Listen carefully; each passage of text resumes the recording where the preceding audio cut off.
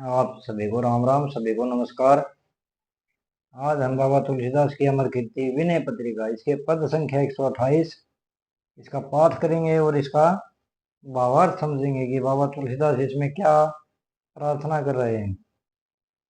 आइए श्री गुरु जी महाराज बड़े भाई जी के चरणों में ध्यान करके आज का पाठ शुरू करते हैं। सुमिरु स्नेह सहित सीतापति, राम चरण तजी नाहिन आने गति। इसका भावार्थ है, अरे मन, प्रेम के साथ श्री जानकी वल्लभ राम जी का स्मरण करें, स्नेह सहित प्रेम के साथ, क्योंकि श्री रामचंद्र जी के चरणों को छोड़कर तुझे और कहीं गति नहीं है। आने गति मतलब और कहीं गति नहीं है।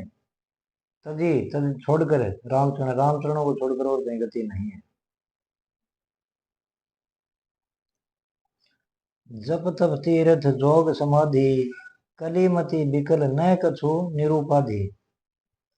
जप तप तीर्थ योगाभ्यास समाधि आदि साधन हैं, परंतु कलयुग में जीवों की बुद्धि स्थिर नहीं है, इससे इन साधनों में से कोई भी विघ्न रहित नहीं रहा।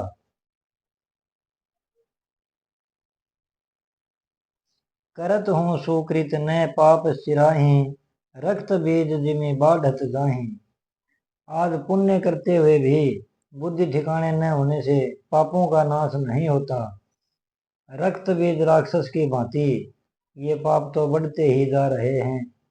भाव यह है कि बुद्धि की विकलता से पाप में पुण्य बुद्धि और पुण्य में पाप बुद्धि हो रही है। इसे पुण्य करते भी पाप ही बढ़ जाते हैं। हरित एक अघ असुर गालिका, तुलसीदास प्रभु कृपा कालिका। हे तुलसीदास, इस पाप रूपी राक्षसों के समूह को नाश तो केवल प्रभु की कृपा रूपी कालिका जी ही करेंगी। भगवत कृपा की शरण लेने के सिवा अब अन्य किसी साधन से काम नहीं निकलेगा, क्योंकि कलयुग का प्रभाव है, हरयुग का अपना प्रभाव होता है। तो इसमें रक्त बीज का नाम आया है। रक्त बीज के बारे में वैसे तो आप सभी जानते हैं। ये एक महाप्रतापी दैत्य था। इसने घोर तपस्या करके श्री शिव जी से ये वरदान प्राप्त किया कि मेरे शरीर से जो एक बूंद रक्त गिरे तो उससे सहस्रों रक्त बीज पैदा हों। इस वर को प्राप्त कर इसने त्रिलोकी को भय से कंपित कर दिया था। सब देवताओं ने अंत में मिलकर भगवती महाकाली की स्तुति की।